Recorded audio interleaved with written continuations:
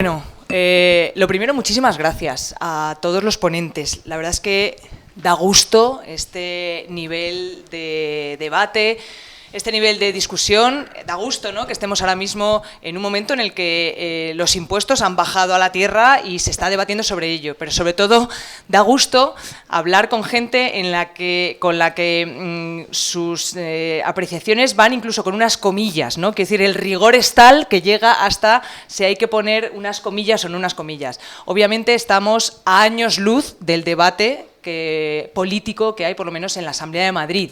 A mí esto me recuerda más a una sesión clínica, ¿no?, a una manera de ver, bueno, pues las diferentes maneras que, ¿no?, al final esto no es una norma única, ¿no?, como nos quieren hacer pensar, sino que hay diferentes maneras. Se descentraliza, no se descentraliza, se aumentan los tramos, no se aumentan los tramos. Quiero decir, hay muchísimos enfoques en el debate fiscal, más allá del debate que tenemos nosotros en la Asamblea, que es propio más de Siri o de Alexa, que es hay que bajar impuestos, hay que bajar impuestos, hay que bajar impuestos, ¿no? Y de ahí no hemos conseguido sacar el debate político. Así que enhorabuena a los expertos, a las expertas, sobre todo en la manera de comunicar a los que no somos expertos toda vuestra sabiduría. Y es un gustazo que se hable de esto desde dos puntos de vista, ¿no? Desde el punto de vista de cómo hacemos los impuestos más justos, más solidarios. Yo no sé si me gusta mucho la palabra solidarios, ¿no?, porque implica como cierto altruismo, ¿no?, o cierta benevolencia, ¿no? Y básicamente lo que estamos hablando aquí es de qué modelo de sociedad queremos. Y ese modelo de sociedad, lo decías tú un poco, Olga, antes, y bueno, lo decía también Julio, vamos a ver qué es lo que queremos, ¿no? ¿Cuál es el producto final de lo que queremos? ¿Qué es lo que queremos comprar como sociedad? A mí me gusta mucho siempre citar a John Rawls, ¿no?, en esto del velo de la ignorancia, que habla de si tú pensaras una sociedad sin saber en qué lugar vas a ocupar en esa sociedad, pues harías una sociedad más justa. Yo lo que no tengo ninguna duda es de que en esa sociedad habría impuestos. Y en esa sociedad pondríamos impuestos justos, progresivos y redistributivos, ¿no? Y casualmente, pues todo eso ha caído en una Constitución. Fíjate cómo sería Rawls, o sea, cómo sería ese velo de la ignorancia que hemos llegado a que en una Constitución, en el artículo 31, 129, 131, habla de la justicia, de la progresividad, de que están al servicio de una redistribución justa para las necesidades comunes. Bueno, pues en la teoría no vamos mal, ¿no? Entonces luego llegamos a la práctica. A mí me gusta también mucho hacer estas identificaciones, que hago mucho con Edu, que son las identificaciones de las teorías económicas, ¿no?, también con las teorías médicas o científicas, ¿no? Entonces nos estuvimos hablando de la teoría fiscal explicada a través del ciclo de Krebs, ¿no? Está aquí Javi Padilla y también entenderá el ciclo de Krebs, que es cómo las moléculas, a través de recoger piruvatos, lactosas, glucosas, fructosas, hacen energía, hacen ATP, ¿no? Entonces, estamos hablando de impuestos, de dónde sacamos los impuestos, de dónde los cogemos y luego cómo lo transformamos eso en energía vista como desarrollo I+D+I, servicios públicos, reducción de la desigualdad, etcétera. Entonces, claro, la parte política tiene que ver cuánto ATP, cuánta energía queremos tener, ¿no? Y en función de esa energía veamos a ver cuánta glucosa, piruvato, cuántos impuestos, de dónde, cuándo y cómo, ¿no? Y entonces, claro, la parte política intentamos hacer el debate al contrario de la parte técnica, ¿no? ¿Cómo hacemos para que tengamos un estado de bienestar y tengamos unos objetivos? Y como bien decías, hay encuestas en las que, y además ahora esas encuestas creo que se están alimentando, ¿no?, de alguna manera. Hace poco, yo creo que antes de la pandemia, pero me puedo equivocar un poco en las fechas, había una encuesta que decía que el 54% de la población pagaría más impuestos si eso redujera la pobreza infantil. Quiero decir, si hubiera un fin finalista, si tuviera un objetivo finalista, pues la gente está dispuesta a pagar más impuestos. Por supuesto, después de una pandemia, la sensación de que los impuestos son los que al final hacen ese colchón, ¿no?, o los que hacen esa red social, o como a mí me gusta pensar, son los que hacen que haya barcas de salvamento para todo el mundo, no solamente para los que más tienen, ¿no? En caso de un pequeño choque, véase crisis económica, crisis energética, crisis de la guerra, crisis sanitaria, bueno, pues que cómo hacemos para que haya botes salvavidas para todo el mundo, ¿no? Y no solamente para los que van en primera. Y claro, nos encontramos que llegamos a la Comunidad de Madrid, por supuesto este debate, insisto, está a años luz bueno, pues de lo interesante, ¿no?, que es realmente el debate, y aquí pues nos encontramos con un Partido Popular que, lo siento mucho, pero hace aguas, no es capaz de explicar ni siquiera su propia teoría fiscal, porque yo creo que su propia teoría fiscal hace aguas, y mucho más hace aguas cuando quien te la está presentando es aquel que tiene que gestionar eso, ¿no? Y al final lo que te está diciendo es: yo no tengo ningún interés en gestionar los servicios públicos que se me han encomendado a través de unas elecciones, yo lo que tengo interés en que estos se forren, estos otros se lo lleven crudo, etcétera, etcétera, ¿no? Entonces, bueno, pues es ese caballo de Troya que tenemos dentro de nuestra Comunidad de Madrid. Y claro, al final lo tienen que defender a base de falacias, ¿no? Y a mí aquí me gusta también trasladar un poco al mundo científico.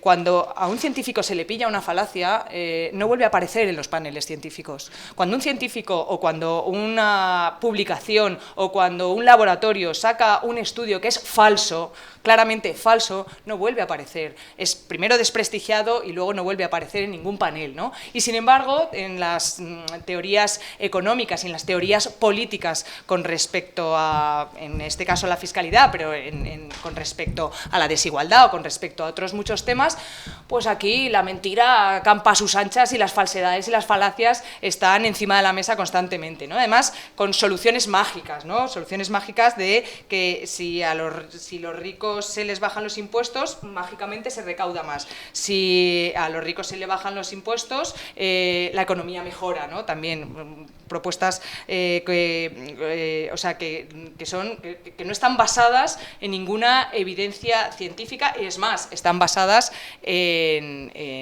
históricamente en servilletas.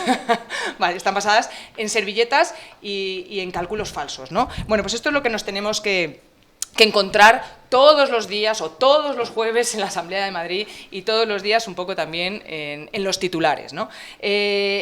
Nosotros llevamos diciendo lo mismo desde hace años, y además estamos encantados de que este debate haya venido a quedarse, ¿no? Y haya venido a quedarse desde muchos puntos de vista, ¿no? No solamente, ¿te gustaría que te bajaran los impuestos? Sí. Vale, pero te voy a contar también la cara B de la bajada de impuestos, ¿no? Porque si vas a esperar 6 meses a que te hagan una prueba diagnóstica, si no vas a tener ningún acceso a las escuelas infantiles, si vas a tener a 400.000 familias que después de pagar el alquiler ya no pueden pagar nada más, si vas a tener a 1,5 millones de madrileños en exclusión social, pues entonces hablemos de esos 19 euros que te van a bajar a ti, mientras estamos perdiendo toda una financiación de todo un sustento social, ¿no?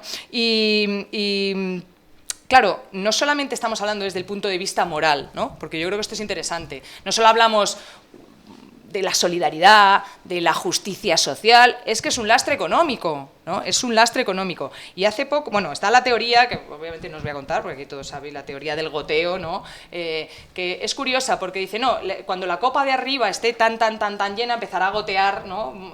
Para abajo, y dices, vamos a ver, si esa copa está tan llena, que no se ha dejado, que no quieren ni siquiera pagar impuestos, ¿por qué podemos pensar que va a gotear? Quiero decir, ¿a qué rico le van a gotear los millones del bolsillo? No, básicamente, cuando tú le bajas los impuestos a los ricos, quien se beneficia es muy fácil. Los ricos, no hay más, ¿no? Y nunca cae nada. Yo os recomiendo ver un tráiler de un grupo de teatro que se llama Animalario, en la boda de Alejandro y Ana, de Agag y Ana, no me acuerdo cómo era tal. Bueno, que hay un sketch de las dos camareras hablando de que ojalá los ricos tiren comida, porque mientras ellos estén tirando comida, bueno, pues esa teoría del goteo, mientras estén tirando las cabezas de las gambas, pues el resto de la gente podrá estar comiendo cabeza de gamba, ¿no? Bueno, pues, pero está muy bien ilustrado y es bastante gracioso. Y básicamente nos han dicho, mirad para arriba que caen judías, estamos aquí mirando a que gotee algo, ¿no?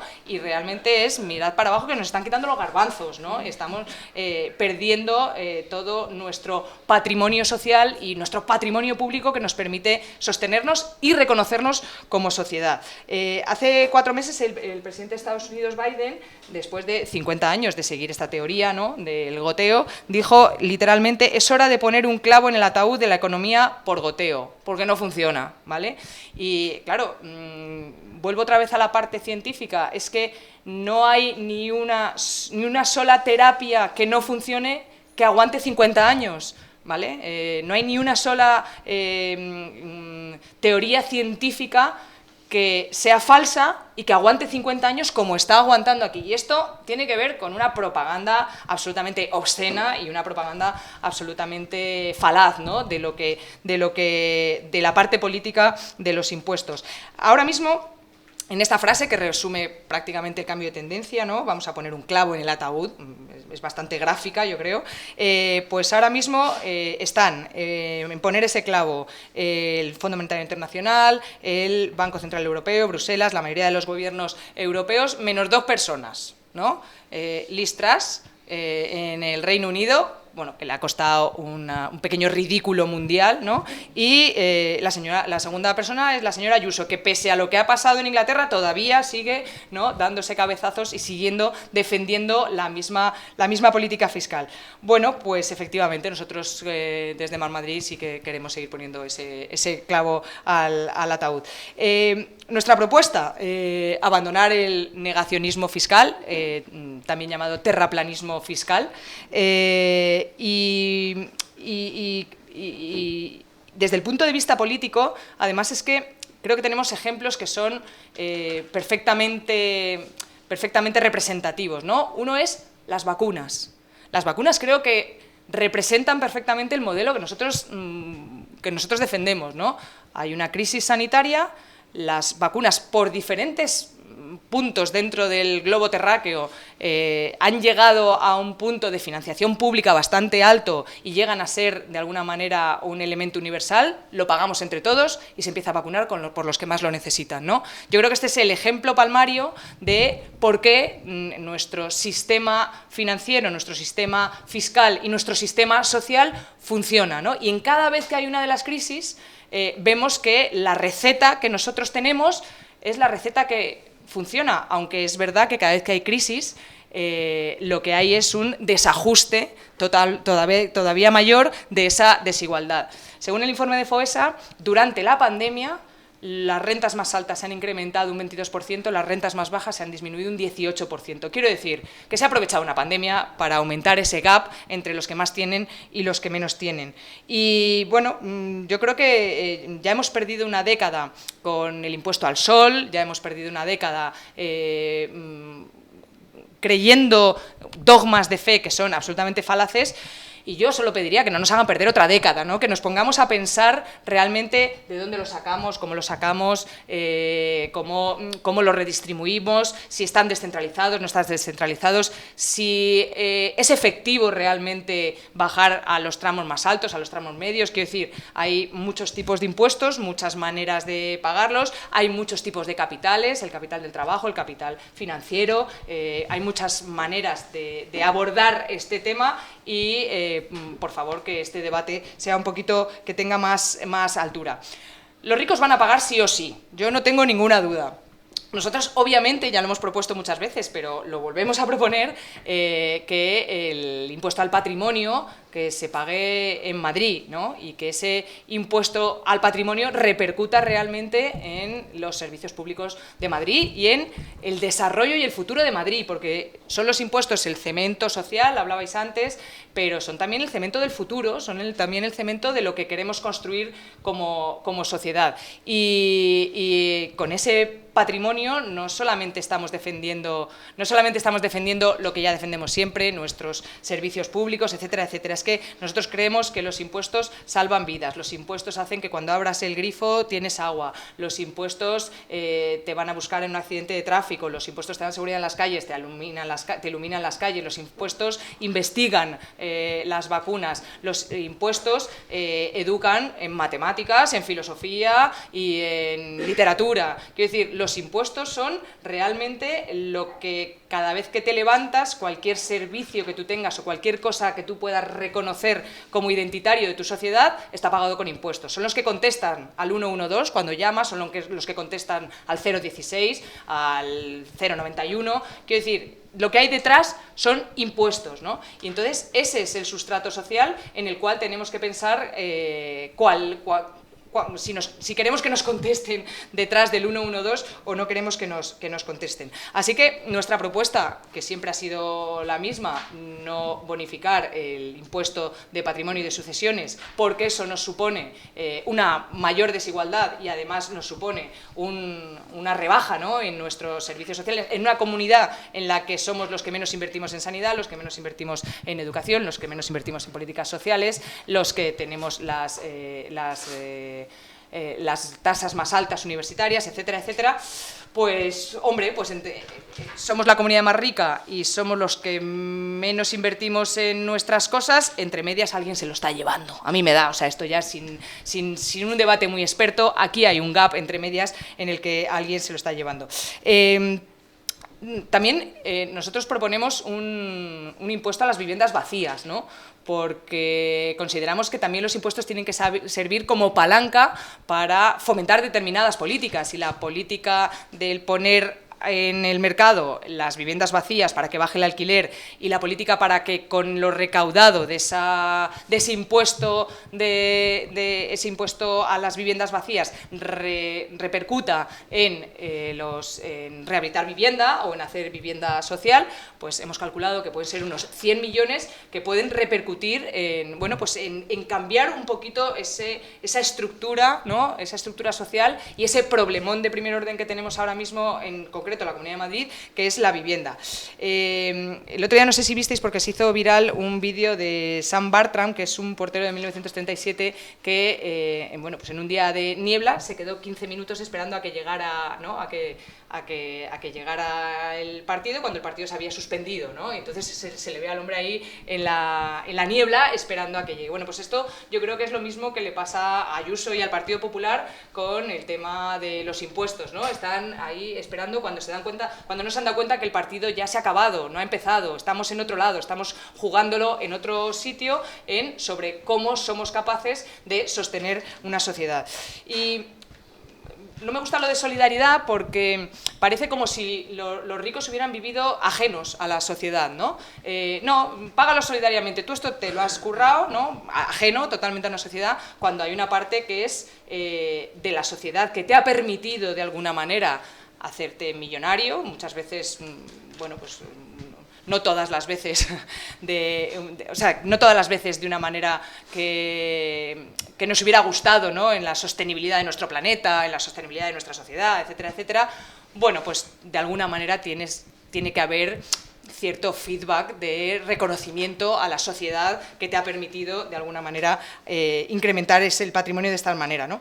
El otro día Rajoy decía también que esto no es un debate, que ya está bien, que esto no es un debate de ricos y pobres, ¿no?, que eso ya está muy viejo, ¿no? Debe ser muy moderno tener al 22% de la población en exclusión social, debe ser muy moderno pues no tener cita en tu médico de atención primaria, debe ser muy moderno no tener plazas en una escuela pública, debe ser muy moderno esto, ¿no? Pero al final estamos siempre en un bucle en el cual yo creo que, gracias a Dios, ahora hay organismos internacionales que nos están haciendo salir de este bucle. Y ya termino. Yo creo que lo que estamos aquí ahora es en un debate de sentido común, ¿no? Y creo que lo que está imperando es el sentido común en nuestra defensa y protección de por qué los impuestos y de por qué las teorías fiscales y las teorías económicas tienen que aterrizar a la tierra, ¿no?, a la tierra del rigor y a la tierra... Perdón, es Biden. No pasa nada. Es mencionarle y llamarle. en un momento en el que además la derecha está completamente desorientada y además está completamente trasnochada en todos estos debates y no es capaz ni siquiera de aterrizar este debate en algo riguroso y mínimamente científico, como es lo que hemos visto en estas charlas. Ahora sí que es el momento ahora de que, igual que antes nosotros hemos sacado pecho de los impuestos, siempre, digamos, teniendo todas las tendencias en contra, creo que ahora es un momento de ser vehementes, de ir sin complejos y de defender el modelo de sociedad que no solamente creemos que es más justo, sino que además creemos que es muchísimo más eficiente económicamente. Efectivamente, digamos, la evolución de la desigualdad está claramente relacionada con cuál es el modelo de sistema tributario que queremos y de sistema de gasto público, evidentemente, y digamos de modelo social, ¿no? Y eso yo creo que ya se ha hablado en la primera mesa. Se han marcado unos puntos fundamentales que desde mi punto de vista tienen que ver con justicia, inversión, construir el futuro, reducción de la incertidumbre, y en eso voy a tratar de aportar desde el punto de vista de, bueno, cómo los sistemas tributarios y de gasto público lo que hacen es servir de colchón en diferentes momentos del tiempo cuando llegan situaciones de recesión, ¿no? Y en ese sentido, un momentito, a ver si esto, sí, no sé si se ve muy bien el gráfico, pero parte de lo que voy a presentar lo tenéis disponible en el Observatorio Social de la Caixa, en un monográfico en el que también ha participado Julio y que será presentado en noviembre, pero que yo creo que ya está disponible en la web del observatorio, y que creo, desde mi punto de vista, suena bastante mal porque yo participo, pero creo que están las personas que más saben de desigualdad, sistema educativo, mercado de trabajo, fiscalidad, etcétera, para tratar de, digamos, entre todos llegar a una respuesta a qué modelo social queremos, ¿no? Y leyendo, desde mi punto de vista, ese librito, la población debería ser capaz de tomar decisiones respecto de qué votar, dependiendo de las diversas opciones de sistema fiscal y de gasto público, ¿no?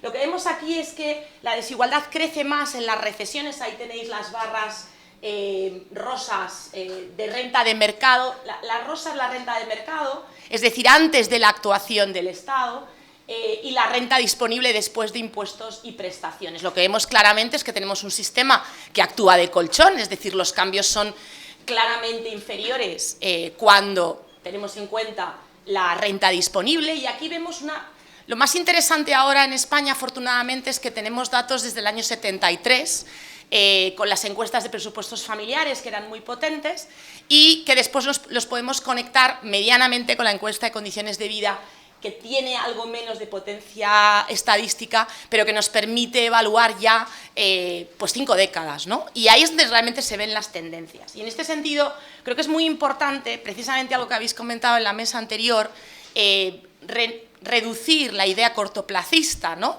Y pensar más en que estamos invirtiendo a futuro, porque creo que tanto Julio como yo vamos a incidir especialmente en qué nos viene después en relación con renta-riqueza, ¿no? Porque riqueza, evidentemente, va mucho más a medio y largo plazo. Y, por lo tanto, eso va a tener unas implicaciones que aún no vemos, ¿no?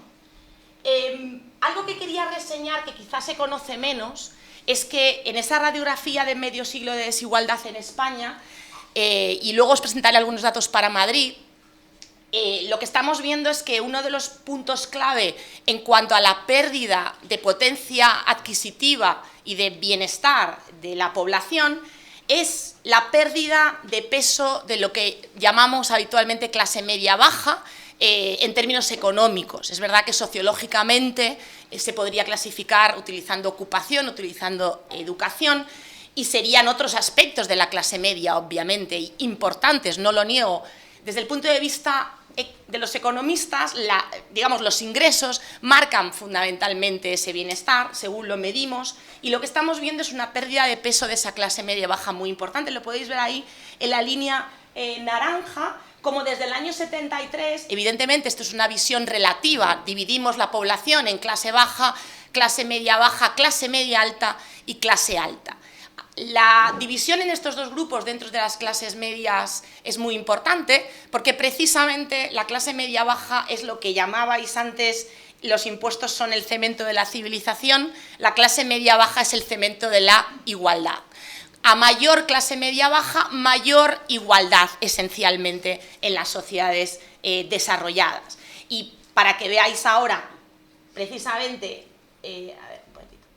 esa estructura en diferentes países, pues el campeón de clase media-baja es Francia, con prácticamente 1 de cada 2 franceses pertenecen al grupo de clase media-baja, mientras que, como veis, España ya en 2019, porque si vamos hacia atrás, lo que vemos es que las divisiones que veíamos se han recuperado ligeramente desde el 14 al 19, porque el peor momento, como todos ya seguramente sabéis, fue las rentas de 2013, que fue un momento del segundo golpe de la gran recesión, ¿no?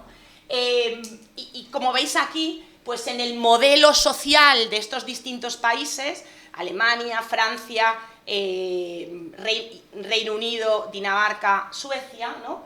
Y Estados Unidos, que nos interesa verlo porque precisamente es uno de los países desarrollados con menos clases medias, como podéis ver, la columna naranja y la gris son pequeñitas, y además hay una escalera, ¿no? Y la escalera americana es a lo que se pareció España en el 2013, ¿no? España tuvo la columna naranja en el 2013, rentas de 2013, encuesta de 2014, más pequeña que la columna azul.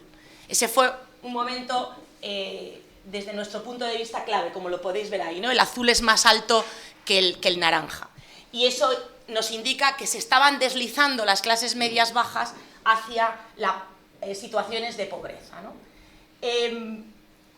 Pero en el sistema tributario, además de la renta, nos tiene que preocupar la evolución, la creciente evolución de la desigualdad de la riqueza, y especialmente por generaciones.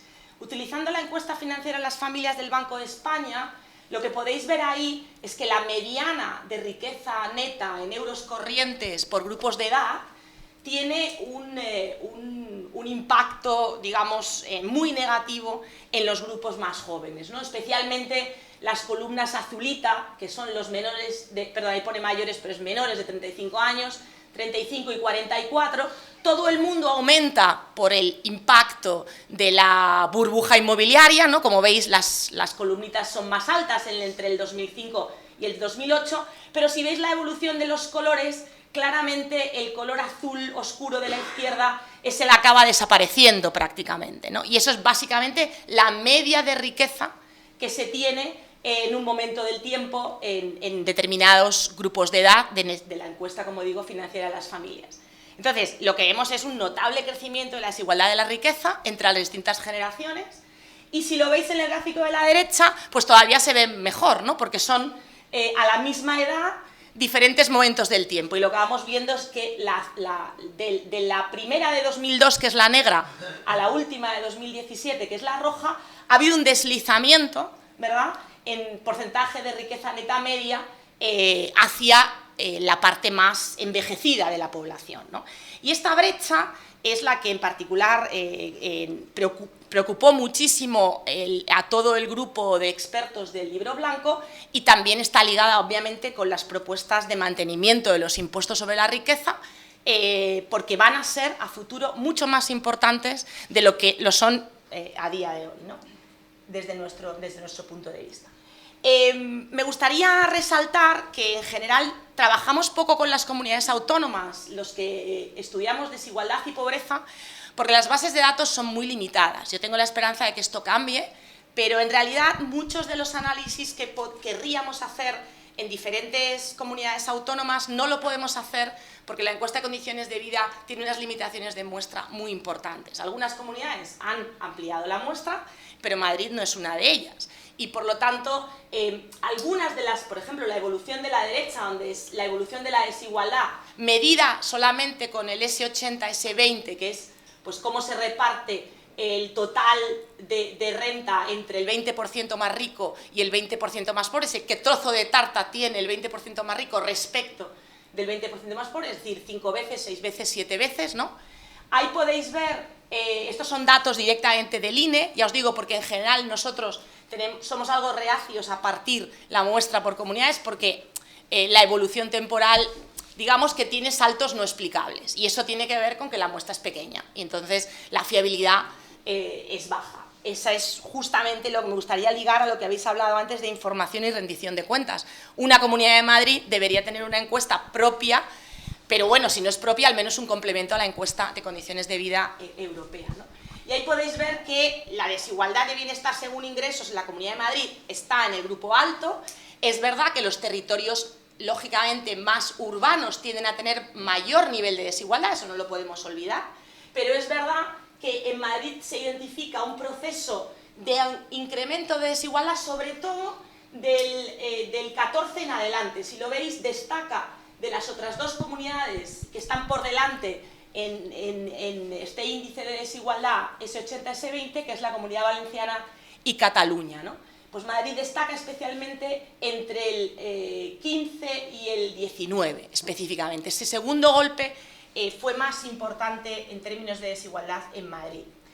Y resaltar, por tanto, que la desigualdad de ingresos de las familias que viven, en particular en la comunidad con menores dependientes, como podéis ver ahí, este cálculo se hace solamente para los menores 0,17. ¿Por qué mirar ese grupo? Porque este es el germen de las desigualdades futuras. Justamente lo mismo que he dicho en riqueza, tiene que ver con a quién miramos, quién está peor, ¿no? Y por lo tanto cómo va a ser el futuro, ¿no? Lo que vemos es que la desigualdad de este grupo, en concreto en el contexto madrileño, es particularmente alta en relación con la media española. En términos de pobreza, recordad que los umbrales que se utilizan son umbrales estatales y, por tanto, ¿qué umbrales debemos de usar, ¿no? Bueno, esta es la típica pregunta. Bueno, depende a quién dirijas quién sea el que quiere dirigir la política. Si yo estoy en la Comunidad de Madrid, tendré que utilizar un umbral madrileño para dirigir a qué territorios tengo que dirigir mis políticas y a qué familias tengo que dirigir mis políticas.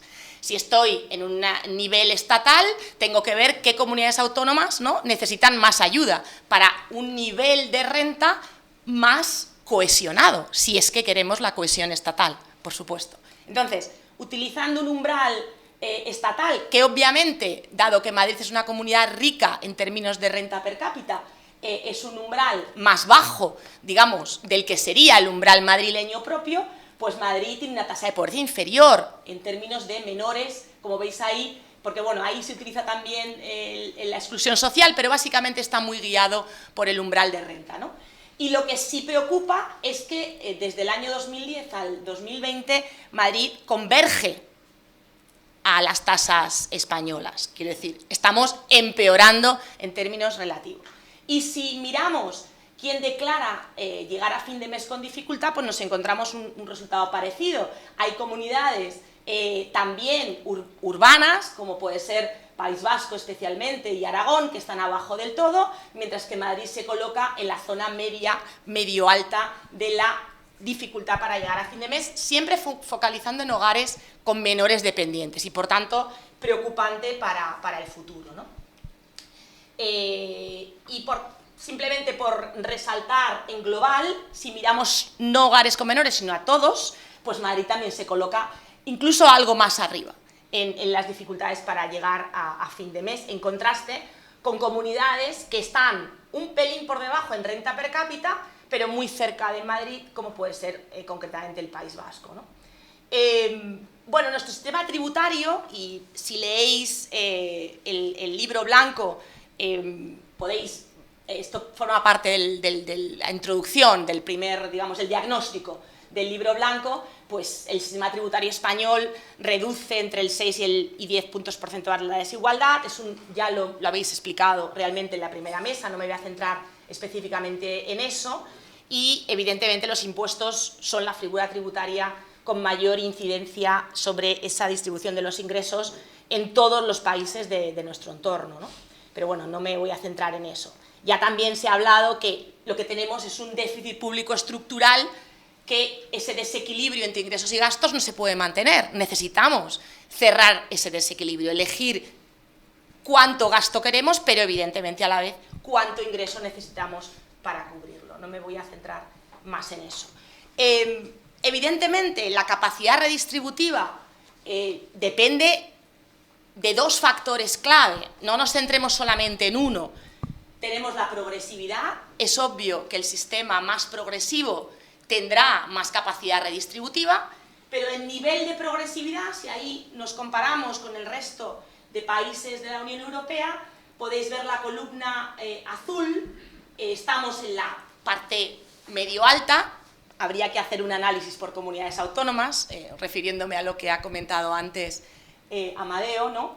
Pero en lo que estamos más atrás, porque ahí están clasificados por progresividad, estamos arriba o medio arriba en progresividad, pero estamos muy lejos de otros países en tipo medio efectivo, ¿no?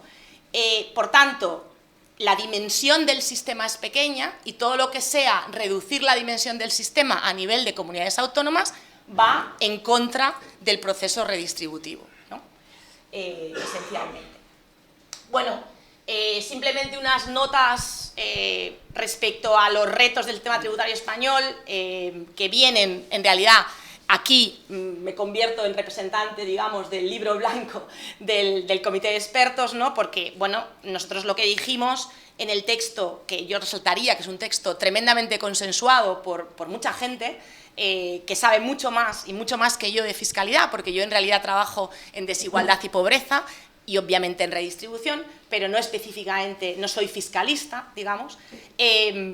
Pues eso, el sistema necesita ser sostenible, necesitamos una suficiencia de recursos, tenemos un reto medioambiental impresionante que vamos a tener que vehicular de alguna manera transferencias a familias colocadas en la zona baja de la distribución y de hecho una de las principales propuestas del libro blanco es la integración entre la fiscalidad y las transferencias. Creo que ese es un punto clave.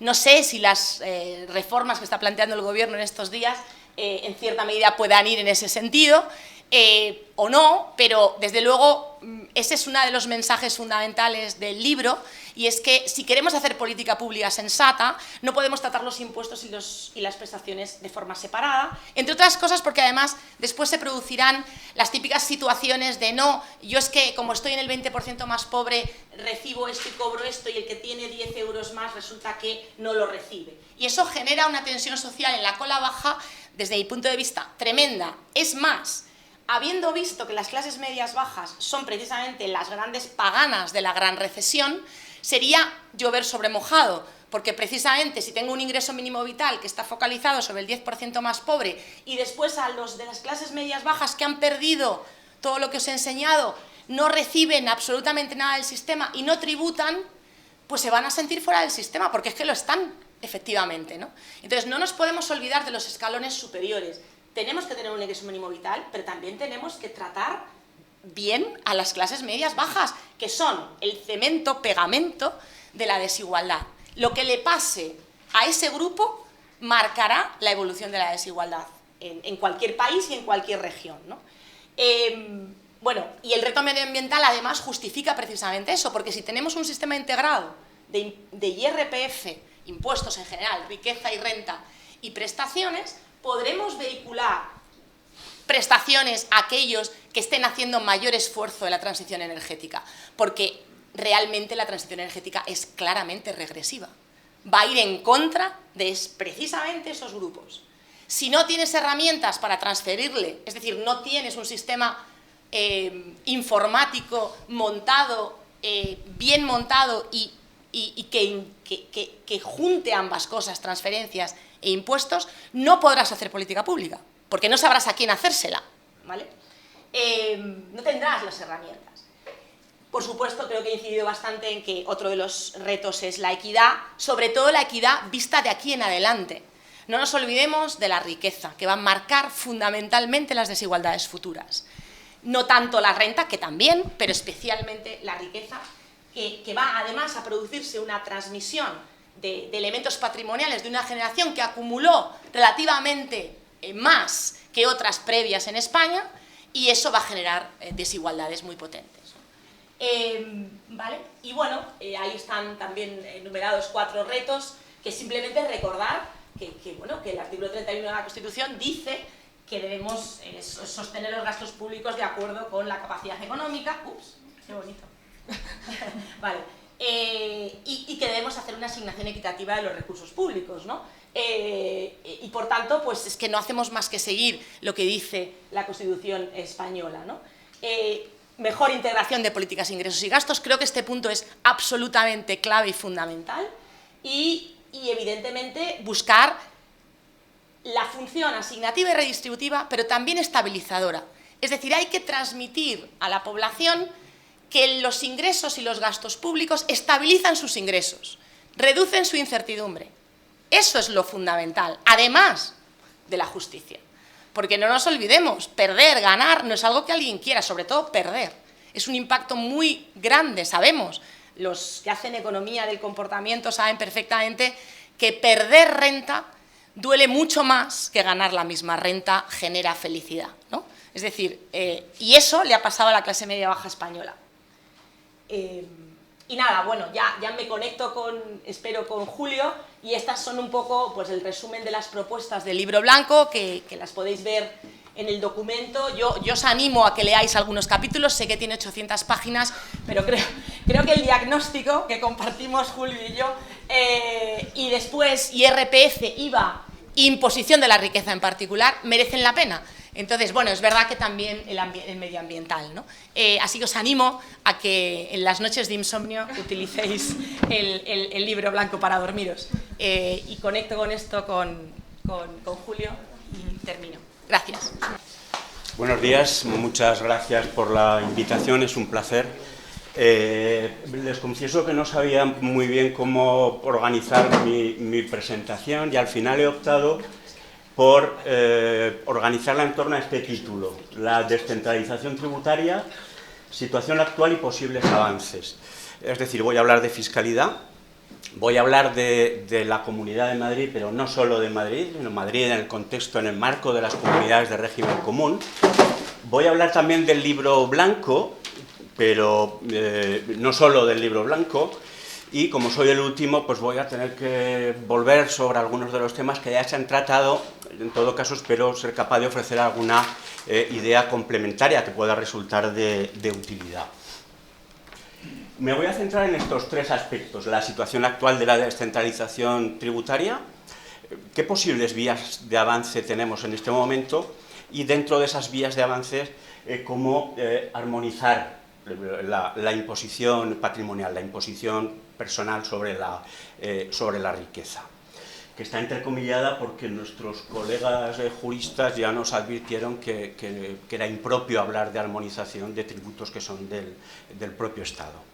Bueno, pues de armonización entre comillas. Hace 40 años no tenía sentido hablar de descentralización tributaria en España, porque las comunidades autónomas se financiaban exclusivamente con transferencias. Los tributos cedidos empezaban a aparecer, pero la financiación era una financiación exclusivamente procedente de transferencias. Sin embargo, si comparamos lo que ha ocurrido 40 años después,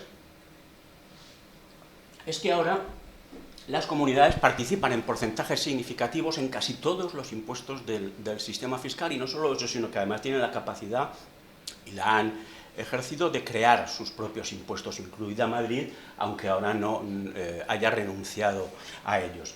Este gráfico creo que ilustra bien lo que acabo de decir. Esta es la estructura de los ingresos no financieros de las comunidades autónomas de régimen común en 2019.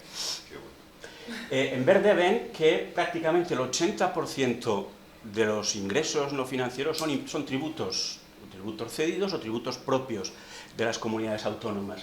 El otro 20% son transferencias. Y están muy claros los extremos.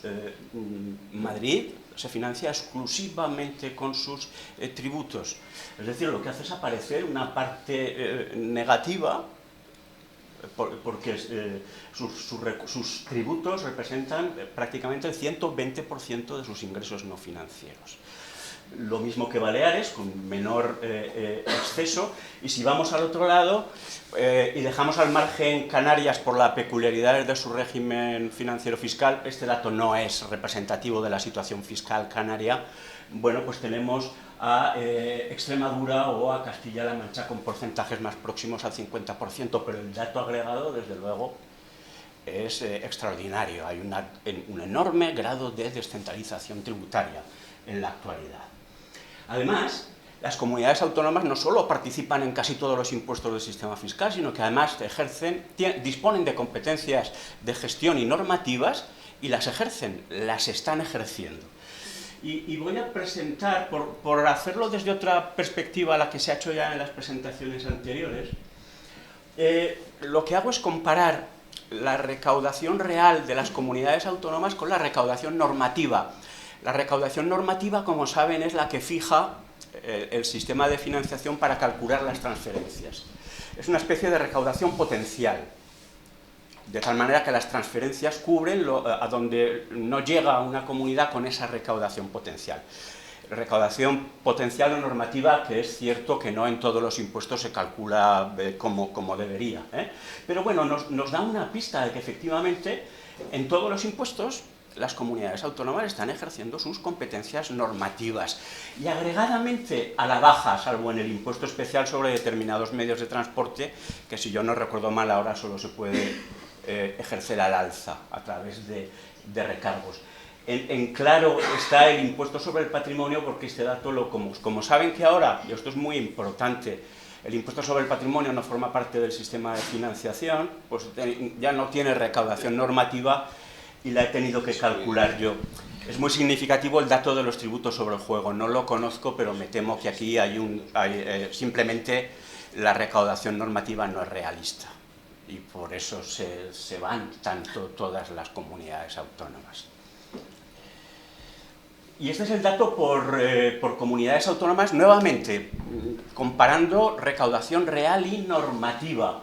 El agregado es que la recaudación real se separa en 2 puntos de la normativa por abajo, pero hay mucha dispersión entre comunidades autónomas. Comunidad Valenciana, Cataluña, Islas Baleares, Extremadura, están próximas o por encima del 100%, quieren decir que están obteniendo ingresos por encima de los que les fija como potenciales el sistema, mientras que por el otro lado hay comunidades autónomas que están claramente por debajo. Esto está el volumen, la dimensión está muy condicionada por los impuestos sobre el juego. Si los suprimiéramos, se mantendría en cualquier caso la ordenación de las comunidades. Por lo tanto, se participan los impuestos, se ejercen las competencias y además, y esto entiendo que puede ser polémico, los tributos cedidos constituyen una fórmula muy adecuada de descentralización tributaria. ¿Por qué? Porque combinan lo mejor de la armonización con la autonomía financiera. Los tributos cedidos son iguales hasta llegar a la base imponible, con lo cual eso facilita el cumplimiento y los costes de administración y cumplimiento en toda España, pero luego se separan en aquello que más interesa a las comunidades autónomas, que es la fijación de la cuota tributaria. Por lo tanto, combina lo mejor de la armonización y de la autonomía. Con una peculiaridad, y los países federales, Canadá, Estados Unidos, Suiza, que son muy descentralizados y en los que el equivalente a nuestras regiones tienen muchas competencias sobre sus tributos, al final llegan a una fórmula similar a nuestros tributos cedidos, llegan a acuerdos de coordinación para que los tributos sean básicamente los mismos en todo el país y difieran en los tipos impositivos que se aplican. Hay una diferencia. En España la armonización es impuesta, mientras que en esos otros países... Realmente, si quisiéramos respetar lo que recomienda la teoría sobre la asignación de tributos a las regiones, no se les atribuiría ningún tributo. Ninguno, porque o bien son impuestos estabilizadores o redistributivos, o son impuestos con alta movilidad. Por lo tanto, si queremos compatibilizar una buena descentralización con un grado determinado de autonomía financiera, tenemos que aceptar un coste, un precio. Y ese precio es que va a haber impuestos descentralizados que no se deberían haber descentralizado. Esto es importante y volveré sobre ello dentro de un momento. Y luego no me resisto a poner esto y a resaltarlo El hecho de que las comunidades autónomas de régimen común hayan incrementado progresivamente su descentralización tributaria, esto ha acabado beneficiando a las comunidades de régimen común, a las que también se han aplicado las ganancias en descentralización de las comunidades de régimen común. Las comunidades forales no tendrían competencias normativas en muchos tributos si no hubiera sido porque esas competencias se han atribuido a las comunidades de régimen común. Por lo tanto, no siempre hemos ido por detrás. Este es el marco actual, yo creo que bastante positivo, con los matices que queramos introducir. ¿Y cuáles podrían ser las direcciones de avance a partir de aquí? Bueno, pues todavía podríamos, claro, ya estoy hablando del conjunto de comunidades autónomas, podríamos seguir reduciendo la dependencia financiera de las transferencias centrales. Ahora es un 20%, podríamos todavía reducirla más. Claro, esto, como hemos visto en el primer gráfico, a Madrid no le va a afectar, porque más descentralización acabará implicando más transferencias negativas para la comunidad. Por lo tanto, no va a ser una comunidad beneficiada. Pero las demás sí, y podemos seguir aumentando la autonomía tributaria. Esto se puede discutir mucho y podemos hablar luego si quieren, pero por lanzar algunos mensajes, se podrían seguir descentralizando, cediendo tributos. El impuesto sobre sociedades, ¿por qué no? Si se hace sin descentralizar competencias normativas. Se podría aumentar los porcentajes de cesión de algunos impuestos, como el IVA o los impuestos especiales. Se podría aumentar las competencias normativas en algunos impuestos, ¿por qué no competencias normativas comunes, conjuntas de todas las comunidades autónomas en el IVA, no diferenciadas, sino agregadas como existen en Canadá o en Alemania o en Australia? Todo esto reduciría la presencia, todavía más, la presencia de las transferencias centrales y aumentaría la autonomía financiera y la responsabilidad fiscal de las comunidades, aunque no necesariamente sus ingresos. Estamos hablando de reordenar la estructura de ingresos de las comunidades. Creo que debe aumentarse la participación autonómica en la administración tributaria, y esto no quiere decir participar en los consejos territoriales o de coordinación con la agencia tributaria, quiere decir una participación activa. No puedes estar participando en casi todo el sistema fiscal, en sus ingresos, en su gestión, en su normativa, y luego no tener una intervención activa en los órganos de gestión tributaria, que debe estar básicamente no centralizada, sino que debe ser una administración única.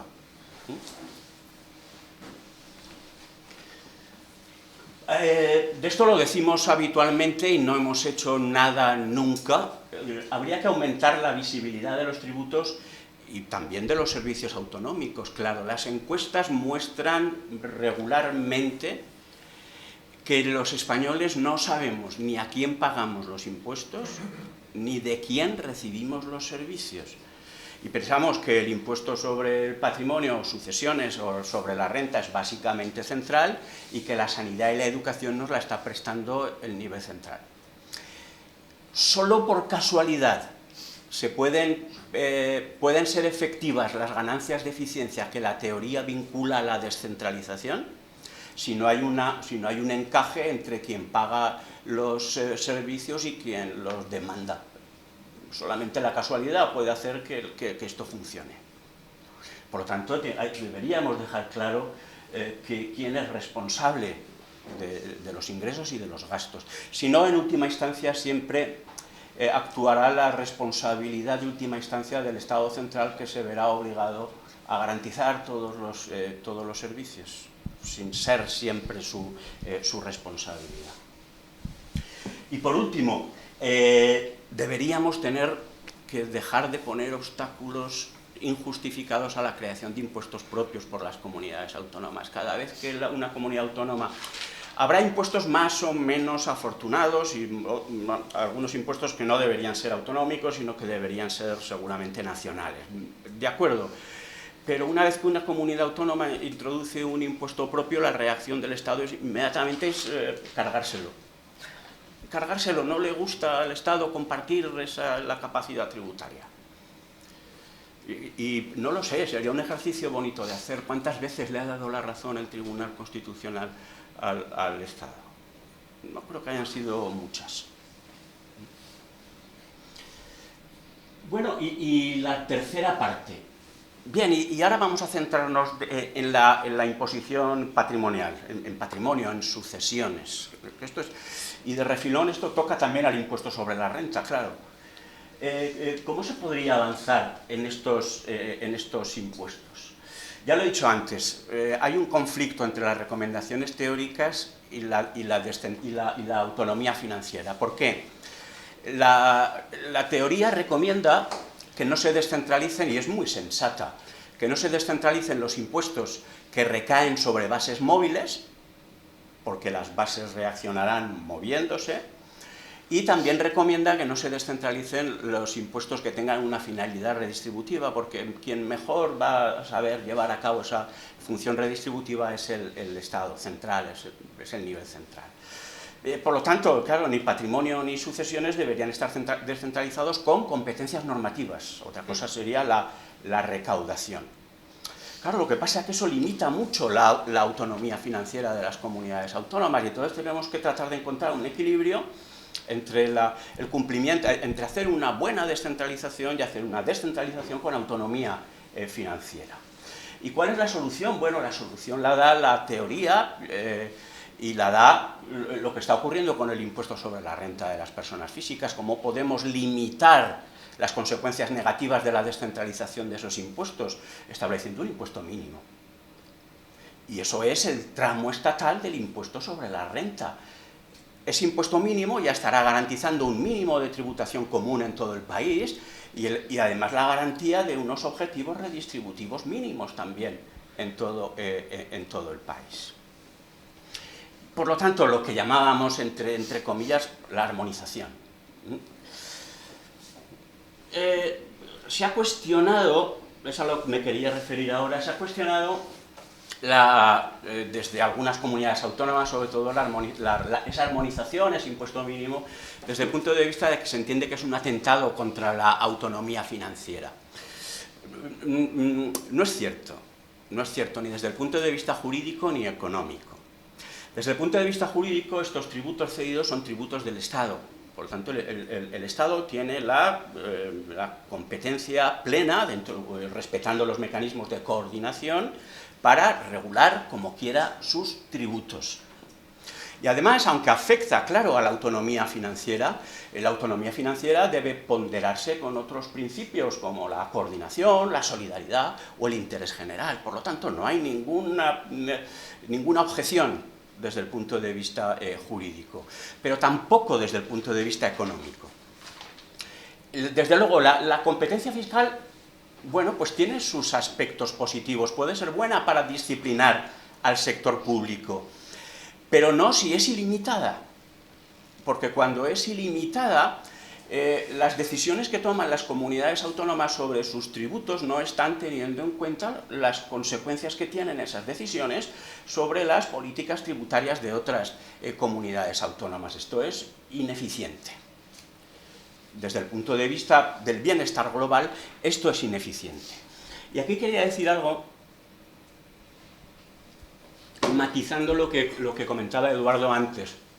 Desde mi punto de vista, nos estamos fijando demasiado en si la competencia fiscal provoca o no movilidad de los ciudadanos y, por lo tanto, pérdidas de recaudación de unas comunidades y ganancias de otra, y cuáles son las más afectadas. Yo creo que ese no es el enfoque. ¿Hay movilidad? Sí, parece que hay algo de movilidad. ¿Hay, por lo tanto, intercambio de ingresos? Pues también, pero seguramente no sea muy relevante.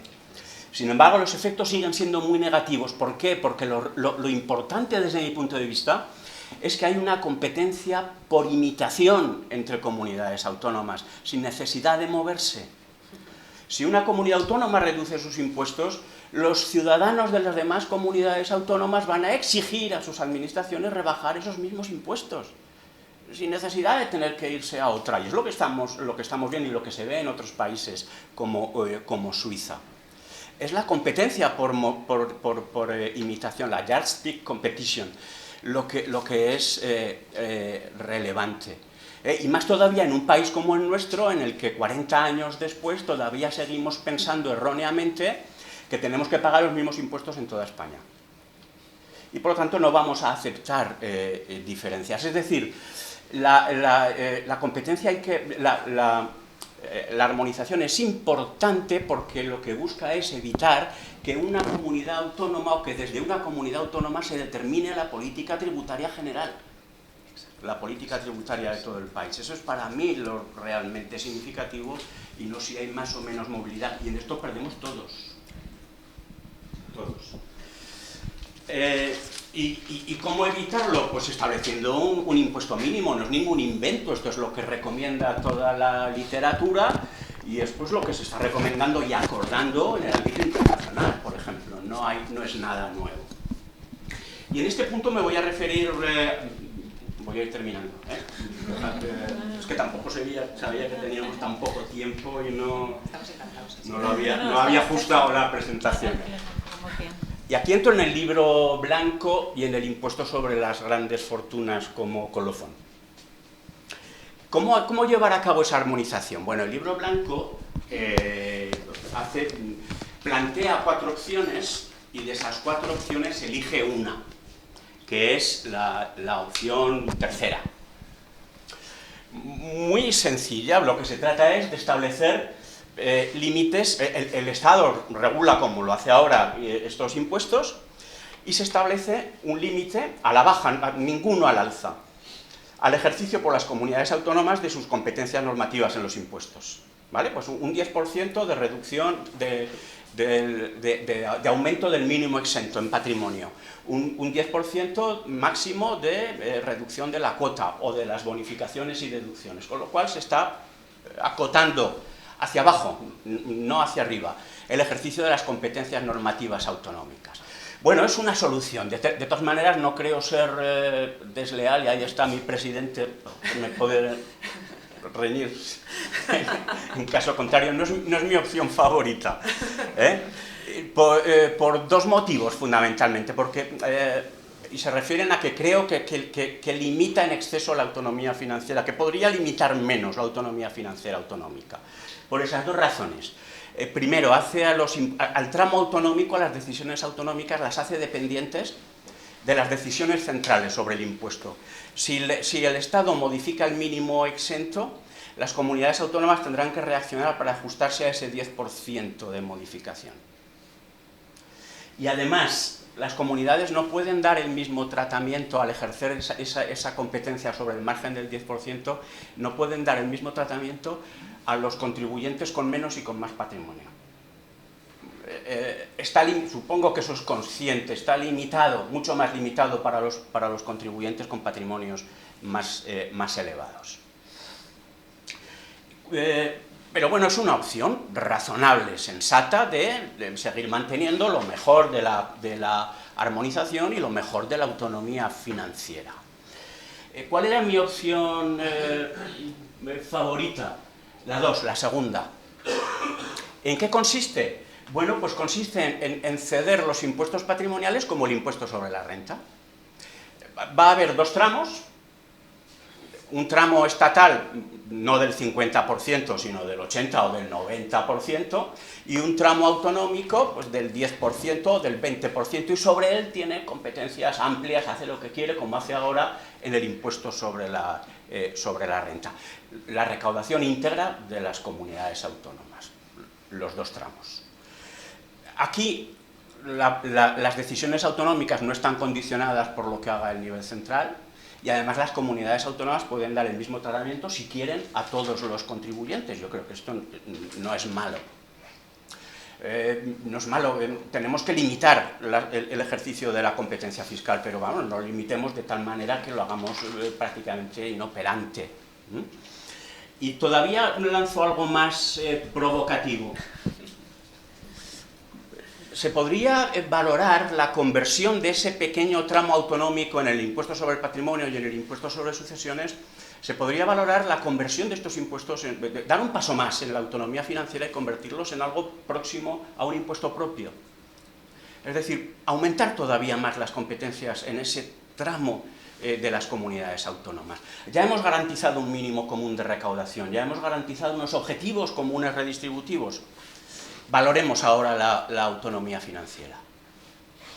Las comunidades que no quieran se armonizarán de facto, como en otros países federales. Las que no, pues podrán tener un margen de actuación sobre ese impuesto regional. Termino.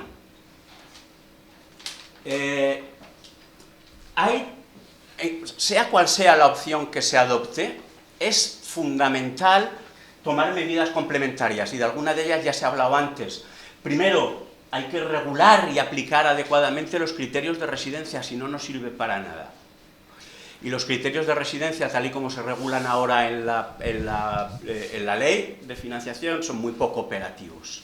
Y las cláusulas para evitar el traslado ficticio de residencia, desde luego, se pueden saltar sin ningún problema. En segundo lugar, todavía se podría desincentivar la utilización de la competencia fiscal por parte de las comunidades autónomas, como penalizando a través del cálculo de las transferencias de nivelación. Ahora ya se quiere hacer, pero se hace fatal. Primero hay que entenderlo, y es difícil, y luego, pues prácticamente, tal y como está diseñado, el efecto es nulo, o casi nulo. Pero bueno, se podría. Si alguien está ejerciendo las competencias a la baja, seguramente quizá no necesite las transferencias que le corresponden, y podría haber una corrección. Y finalmente, y esto me parece muy importante, si yo he entendido bien, he releído la Ley 22 estos días precisamente porque venía, por si se me estaba pasando algo. El impuesto sobre el patrimonio está fuera desde 2009 del sistema de financiación. Que esté fuera quiere decir que bonificarlo realmente está ofreciendo una ventaja doble, un beneficio doble. O una pérdida doble, si se quiere también. Y por lo tanto debería reintegrarse como todos los demás en el sistema de financiación. Y finalmente, ahora sí, claro, yo escribí, en el libro blanco hemos propuesto la 4, realmente a mí me gusta más la 2, pero la semana pasada me encontré con que el gobierno ha decidido aplicar la primera, que es la creación de un impuesto estatal de solidaridad de las grandes fortunas, aparentemente temporal, del cual son deducibles los impuestos autonómicos sobre el patrimonio. Esta era la primera opción, o parecida, del libro blanco. Entiendo que es una fórmula muy inteligente desde el punto de vista político y técnico, pero a mí no me convence. Voy a tratar de explicar por qué. Muy rápidamente, y si acaso luego, si no me explico bien, luego lo amplío. Este impuesto, si yo lo entiendo bien, tiene poco que ver con el impuesto sobre las grandes fortunas de Podemos. Y aquí creo que está el primer aspecto inteligente de llamar igual algo que no es lo mismo. El impuesto que proponía en su programa electoral Podemos, a partir de 1 millón, aplicaba el 2%. A partir de 1 millón de euros. Este impuesto sobre las grandes fortunas no es más que un mini impuesto sobre el patrimonio que ya tenemos, sobre los 3 tramos más altos. Ese es. Por lo tanto, no es lo mismo. ¿Qué le encuentro yo? Primero, yo creo que con los impuestos no se puede hacer cualquier cosa, no sirven para cualquier cosa, son una institución jurídica importante y por lo tanto tiene unas finalidades.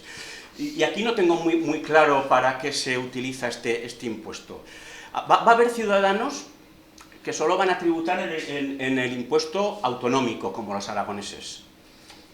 No tributarán en este. Hay ciudadanos que van a tributar solo en este. Pero no todos, solo los que tengan patrimonio por encima de 3 millones. Los que están por debajo, que los demás sí tributa, aquí no. Y va a haber otros que van a tributar en los 2 impuestos. ¿Y quién va a decidir dónde tributa cada uno? No el Estado con el impuesto, sino su respectiva comunidad autónoma. Va a ser cada comunidad autónoma la que decidirá tú dónde tributas. en un impuesto estatal. Me chirría, eso es lo que quería transmitirles. A mí me chirría, no sé si esa es una finalidad legítima de un impuesto.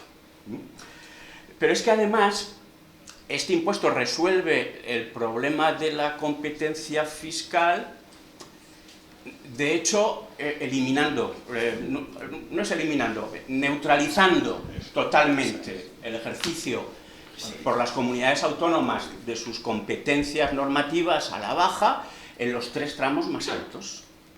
Por lo tanto, es una autonomía financiera formal, porque se puede decir que sigue existiendo, pero no es efectiva. No es efectiva.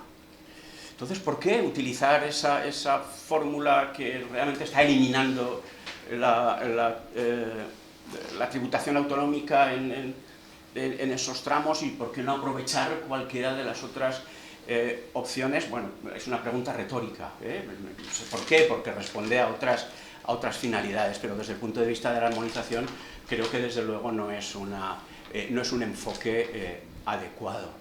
En general, las reflexiones que quiero compartir no son propias solamente de Oxfam Intermón, sino fundamentalmente de un trabajo mucho más amplio, colegiado, con otras organizaciones y personas en el seno de la Plataforma por la Justicia Fiscal de Madrid. Aquí hay muchas personas de esa plataforma y veréis que buena parte de las reflexiones emanan de esa reflexión compartida entre todas estas organizaciones y entidades. Cuando se invitó un poco a la presentación a hablar de fiscalidad justa, para nosotros al menos pensábamos que era necesario situar algunos elementos que son previos a una reflexión más técnica, que seguramente después diferentes ponentes podrán ampliar, que tiene que ver con algunas preguntas importantes sobre la cuestión de la fiscalidad justa, y es ¿de qué hablamos cuando hablamos de fiscalidad?, ¿no? Y para nosotros, cuando hablamos de fiscalidad, hablamos de distintos elementos. En primer lugar, hablamos de desigualdad, y aquí tenemos a Olga Cantó, de la que después podrá ampliar, ¿no? Es decir, sabéis que España es un país que produce desigualdad en momentos de recesión económica y después no tiene la misma capacidad de achicar esa desigualdad en los momentos de crecimiento económico, y esto no es casual. Tiene que ver con una limitación, una capacidad limitada en sus políticas redistributivas, que a su vez tampoco es una casualidad. Tiene que ver con un sistema tributario, en este caso, entre unas de las razones, que tiene también debilidades estructurales. Por tanto, hablar de fiscalidad es hablar de desigualdad, y esto es un tema que nos parece central. En segundo lugar, hablar de fiscalidad es hablar de qué modelo de estado del bienestar queremos, qué modelo de sociedad queremos. Dependiendo del tipo de modelo de sociedad que queramos, del tipo de prestaciones que queremos, del tipo de servicios públicos, así tendremos que analizar la fiscalidad en términos de suficiencia y de progresividad. Por tanto, la pregunta para nosotros clave es precisamente cuál consideramos que tiene que ser ese modelo social y cómo contribuimos de manera diferencial en función de renta y riqueza al sostenimiento del mismo, ¿no? Pero es que además, cuando hablamos también de fiscalidad, hablamos de eso que llamamos igualdad de oportunidades. Yo creo que es muy interesante el último informe que presentó el Future Policy Lab a propósito de la meritocracia en España, donde, si somos escrupulosos, diríamos que el principio de igualdad de oportunidades está muy mermado por las desigualdades de partida. Y por tanto, cuando hablamos de fiscalidad, lo que hablamos es de corrección de unas desigualdades que emanan de que el sistema en el que estamos produce asimetrías desde el inicio, ¿no? Que luego lo hablaremos cuando veamos diferentes tipos de tributos, ¿no? Pero es que además, si hablamos de fiscalidad, tenemos que hablar de justicia social, y como bien señala la Plataforma por la Justicia Social de Madrid, no habrá justicia social si no hay una fiscalidad justa. Por tanto, cuando hablamos de fiscalidad, para nosotros hablamos de desigualdad, hablamos de estado del bienestar, hablamos de igualdad de oportunidades, hablamos de justicia social. Y además de eso, ¿en qué se materializa la justicia fiscal? Pues para nosotros fundamentalmente una recaudación tributaria que tiene que ser progresiva, que tiene que ser suficiente y sobre todo que tiene que asegurar derechos básicos. Y ahí es donde está la gran pregunta, bueno, el modelo fiscal tendrá que depender del modelo de sociedad que queremos. Dependiendo del modelo de sociedad por el que apostemos, así tendremos que generar un modelo de sistema fiscal u otro. Últimamente, si de alguna manera vemos algunas de las reflexiones, estamos inmersos en mitad de una suerte, si me permite la expresión, de guerra por el relato en torno a la fiscalidad, ¿no? Nos encontramos con diferentes opciones autonómicas, diferentes bajadas de impuestos o propuestas de bajadas de impuestos, y está el famoso debate de la deflactación de del IRPF, en el que no entraré en términos técnicos. Aquí hay personas mucho más cualificadas para ello, en ese caso. Y creemos que esta cuestión es una cuestión central porque de alguna manera embosca una pregunta, y es, la clave no es si hay que subir o bajar impuestos, sino fundamentalmente, en función del modelo social del que queramos dotarnos, qué mecanismo, qué sistema tributario necesitamos en términos de suficiencia y progresividad. Y, por tanto, depende cómo respondamos a la primera pregunta, así tendremos que actuar en la segunda, ¿no? Por tanto, creemos que ahí se está haciendo un uso muy táctico, muy partidario, que creemos que es dañino para el conjunto del sistema fiscal. Pero si además esto lo comparamos con la opinión pública, pues podemos ver cómo en la última encuesta del CIS, por ejemplo, sobre opinión pública, y aquí también habrá después personas que podrán hablar más de ello, observamos cambios en la opinión pública española con respecto a la fiscalidad, y cada vez más en la sociedad española aparecen elementos que plantean que la clave es efectivamente qué tipo de servicios públicos queremos. Y a su vez también, y por acabar un poco este primer bloque de elementos que podríamos decir más de contextuales, decir que cuando hablamos de impacto inflacionario, nosotros acabamos de presentar en julio un informe que se llama La desigualdad no se va de vacaciones, donde hemos hecho un análisis pormenorizado del impacto inflacionario por deciles de renta. Lo que observamos es claramente que es un impacto diferencial y, por tanto, amerita una respuesta también diferencial en términos fiscales. Lo que voy a compartir tiene que ver fundamentalmente con reflexiones colectivas que se han hecho en el marco de la Plataforma por la Justicia Fiscal de Madrid. Si analizamos un poco la composición, claro, cuando hablamos de fiscalidad tenemos que analizar ingreso o gasto, tenemos que intentar entender el comportamiento del gasto y el comportamiento del ingreso. Si analizamos la composición de gasto, vemos que, no podría ser de otro modo, a partir de los datos de los presupuestos generales de la Comunidad de Madrid 2022, que sanidad y educación son las principales partidas de gasto, que después hay una partida importante en deuda pública, lo cual necesita la reflexión en torno a la suficiencia tributaria y la cuestión de mantener el equilibrio entre gasto e ingreso, y que 3/4 partes de ese presupuesto lo componen fundamentalmente el gasto en política social. Lo que ocurre es que aquí lo que tenemos que subrayar es que la cuestión de la suficiencia y después cómo se comporta ese gasto en términos comparados con otras comunidades autónomas, veremos ahora un poco cuál es la situación de la Comunidad de Madrid. Aquí se plantea una nueva batalla cuando hablamos de suficiencia. Lógicamente se va a plantear una batalla narrativa muy en breve que tiene que ver con la financiación de las comunidades autónomas, que es un tema central, y si nos atenemos a los datos ayer que presentó el Gobierno, parece ser que en la propuesta de presupuestos, veremos si esto se materializa, habría implementado un 24% de transferencia a comunidades autónomas. Por tanto, ahí se avecina un nuevo frente de guerra con el regato. Bien, ¿en qué se compone el gasto? Si vemos en términos comparados, pues vemos que la Comunidad de Madrid es la que presenta un menor gasto per cápita de todos los presupuestos regionales. Y esto ya es una primera radiografía que es bastante sustantiva, porque esto se aterriza en diferentes realidades. La Comunidad de Madrid, con datos de 2021, presenta un 18% menos de gasto de media en sanidad, presenta un 21% de gasto por debajo de la media en educación, presenta un 17% por debajo de gasto en servicios sociales y promoción social, fomento de empleo, acceso a vivienda, etc. Es decir, hay un modelo que amerita, que plantea este tipo de escenario, teniendo en cuenta que a su vez la Comunidad de Madrid es una de las comunidades más ricas del país y que por tanto tendría a priori mayores capacidades, ¿no? Si avanzamos, esto tiene efectos. O sea, si vemos los efectos de este menor gasto, aquí hemos simplemente recogido algunos titulares de prensa, tiene que ver con la segregación escolar, con el debilitamiento de la atención primaria, tiene que ver con diferentes efectos en términos sociales que tienen un enorme calado. Por lo tanto, la estructura de gasto de la Comunidad de Madrid en términos comparados es una apuesta por un achicamiento de los servicios públicos y por tanto esto después tiene un efecto en que muchas de las familias madrileñas tienen que suplir ese achicamiento de los servicios públicos vía gasto familiar, gasto privado, no digamos seguros médicos, educación concertada, etc.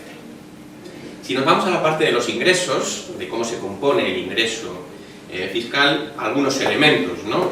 En primer lugar, claro, la Comunidad de Madrid presenta bases tributarias importantes, cuenta con bases tributarias importantes, habida cuenta, valga la redundancia, de la renta per cápita que tenemos en la Comunidad de Madrid.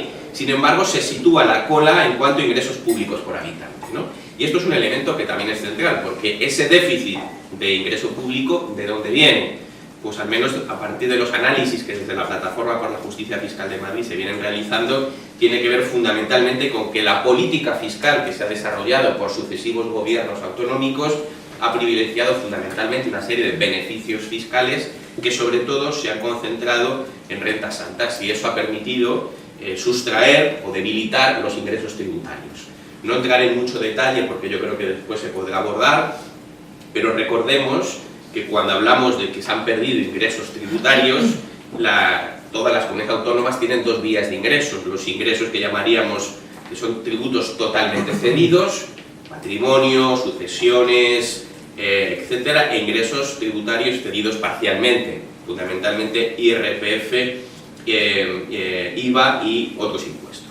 Pues bien, en el caso de la Comunidad de Madrid, donde desde nuestro punto de vista habría que concentrar la mirada, es en el comportamiento de algunos de estos tributos. Yo hablaré fundamentalmente de tres, que es básicamente patrimonio, sucesiones, IRPF, porque ahí es donde se condensan buena parte de los tributos con mayor capacidad de ingreso, ¿no? Y porque además son la tríada, ¿no? Renta, riqueza, herencias, y las herencias como un elemento sustantivo a la hora de pensar en esto que hablábamos antes de la igualdad de oportunidades, ¿no? Por tanto, para nosotros es clave sobre todo condensar o fijar la mirada ahí, qué está pasando en la Comunidad de Madrid en esos tributos. Pero es que además la Comunidad de Madrid eliminó todo lo que eran tributos propios. Sin embargo, creemos que ahí se embosca hay un dato que es un poco tramposo, y es que si lo que vemos de la tributación propia, si vemos por ejemplo el tributo, el recargo sobre actividades económicas, es que ya era del 0%, por tanto creemos que no son tributos que tengan un gran aporte en términos de ingresos fiscales, y por tanto creemos que sobre todo donde está buena parte donde habría que concentrar buena parte del análisis y de las propuestas es qué hacemos con esos tributos que son centrales. Y ahí yo creo que es muy clara desde los análisis que estamos haciendo, los tres tipos de tributos que nos parecen centrales, ¿no? El primero es IRPF, obviamente es un tributo central, es el que mayor capacidad recaudatoria tiene del conjunto del sistema fiscal español, son las rentas salariales, es el grueso del ámbito de trabajo, y cuando hablamos de desigualdad de renta es central atender a este tributo. Y aquí lo que nos encontramos es que las comunidades autónomas disponen de diferentes tarificaciones, y Madrid tiene los tipos impositivos más bajos de España, ¿no? 21% de tipo marginal. Claro, esto ya implica una merma en la recaudación del impuesto sobre IRPF, pero es que además esta merma no se hace en términos por igual, sino que sobre todo se concentra especialmente en las rentas más altas, y por tanto creemos que el tipo de cómo se ha articulado IRPF en Madrid, que consideramos que es fundamentalmente regresivo y que habría que observar con detenimiento cuál es el impacto distributivo de esas reformas que se fueron realizando. Si nos vamos a patrimonio, yo creo que la mayoría de personas que estáis aquí lo conocéis bien. Fundamentalmente el impuesto al patrimonio en la Comunidad de Madrid está exento, con un 100% de bonificación a contribuyentes, lo cual convierte a la Comunidad de Madrid una comunidad con una política fiscal fuertemente agresiva en este ámbito. Recuerdo bien en una sesión que organizó la Fundación Alternativas, está aquí Jesús, si mal no recuerdo, que una de las ponentes de la Comisión de Expertos del Libro Blanco decía que habría que denominar al impuesto del patrimonio impuesto a la riqueza, y que por tanto es un elemento central que tenemos que entender.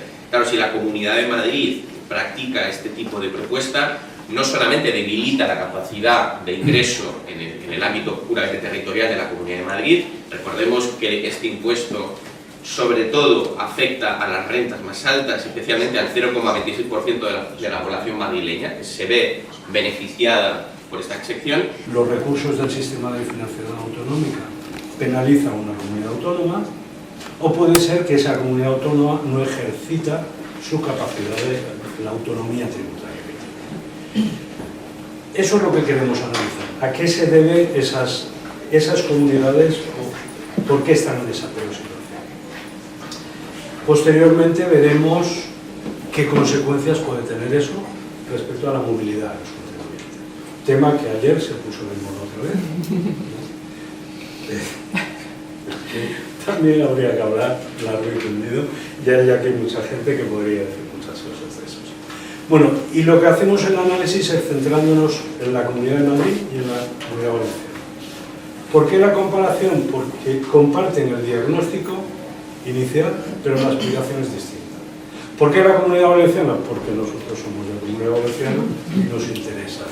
Pero se podría aplicar exactamente igual a Murcia. El tratamiento sería idéntico.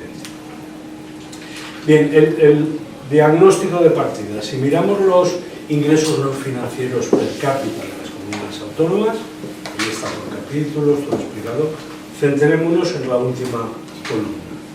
¿A cuántos ingresos no financieros corresponden por habitante en cada comunidad autónoma? Vemos que hay una disparidad brutal.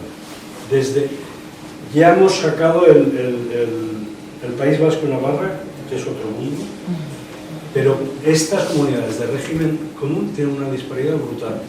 Desde Extremadura, que cuenta con 4.000 euros por cabeza, Castilla-León 3.600 o Aragón 3.600 por arriba. Aquí en toda la presentación el verde va a estar por arriba, el amarillo por abajo de alguna manera. Por abajo, Comunidad Valenciana 2.682 euros, La Rioja 2.667 y Madrid la que menos, 2.515. Decimos, son las peor tratadas, qué mal están las tres comunidades. ¿Vale? ¿Por qué están mal tratadas? Esa es la segunda idea. Retengamos esas cifras que luego volveré a eso, la de Madrid y la de Valencia. Primer motivo, puede ser que el sistema de financiación autonómica no nos trate bien. Bien, este cuadro lo analiza, se recoge el reparto de los recursos del sistema de financiación autonómica con datos de 2017, no ha cambiado mucho, si acaso se han exacerbado las diferencias, y nos encontramos con comunidades muy bien tratadas, Cantabria o La Rioja, que tienen, pues, rondando los 3.000 euros, un poco más, un poco menos, claramente por encima de la media. La última columna de la media, Cantabria recibe un 123%, casi un 124%, La Rioja casi un 116% respecto a la media, y las dos peores tratadas claramente, Comunidad Valenciana y Murcia, 94,5%. Eso supone que en lugar de una media de 2.511 euros, nos corresponden 2.373. Sin embargo, Madrid, si la miráis, está marcado en gris, ni está favorecida ni está perjudicada. El sistema de financiación autonómica ni lo trata especialmente bien, ni mal, está en el 100.2, prácticamente en el medio. Por lo tanto, el sistema no trata mal a Madrid, sí a la Comunidad Valenciana, clarísimo. ¿Qué es lo otro que puede ser? ¿Cómo se ha ejercido la autonomía tributaria? Este cuadro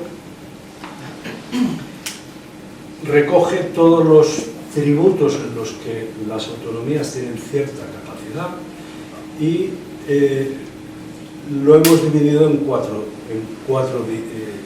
grupos distintos. En primer lugar, los tributos propios, sobre los que cada autonomía tiene plena capacidad normativa y de gestión, además obtiene el 100% de la recaudación, pero son tributos que tienen muy poca importancia, poquito más del 2% del total. En segundo lugar, los tributos cedidos tradicionales, patrimonios, sucesiones y donaciones, transmisiones patrimoniales del juego. Hay cierta capacidad normativa, está compartida entre Estado y comunidades autónomas, tienen cierto grado de autonomía. La gestión también está cedida a las comunidades autónomas y la recaudación corresponde completamente a las comunidades autónomas. Lo mismo para medios de transporte y hidrocarburos. Este grupo tiene una recaudación más importante, un 14% de los ingresos tributarios. Tercer grupo, como ha mencionado Ernesto, el impuesto sobre la renta de las personas físicas, también con cierta capacidad normativa, luego precisaremos un poquito. La gestión no corresponde a las comunidades autónomas y la recaudación el 50%. Sí que hay que decir que sobre la capacidad normativa que tiene cada comunidad autónoma, las consecuencias sobre el ejercicio de esa capacidad van a parar exclusivamente a la comunidad autónoma. No se reparte 50%. Si tú bajas impuestos, pierdes tu parte. Este es muy importante, el 38,3%. Y luego hay un cuarto grupo que estaría el IVA, los impuestos especiales de fabricación, la electricidad, etcétera, todos impuestos en que se comparte el rendimiento, se comparte el rendimiento de estos tributos, pero no hay capacidad normativa. Con lo cual, a efectos prácticos, son como una transferencia, que no hay ningún tipo de ejercicio de la capacidad normativa. Bien, vamos a analizar esto. ¿Cómo se ejerce la autonomía tributaria en las distintas comunidades autónomas? Empezamos con los tributos propios. Un análisis muy sucinto, pero no tanto. El número de tributos propios que tiene cada comunidad autónoma. En primer lugar, Cataluña, 13. Podéis decir, hombre, el número importa, porque cada tributo tiene su recaudación y no es, así como luego veremos otras que no, el número es importante. Cataluña, 13, hay un grupo de comunidades con 6, y hay Comunidad Valenciana y Madrid se situarían en la parte baja con 3. Tengo que decir que estos son datos de 2020. Hoy la Comunidad de Madrid tiene 0 y hoy la Comunidad Valenciana tiene o tendrá muy próximamente 7. Con lo cual cambiamos completamente el panorama. La Comunidad de Madrid caería a 0 y la Comunidad Valenciana se situaría justo detrás de Cataluña.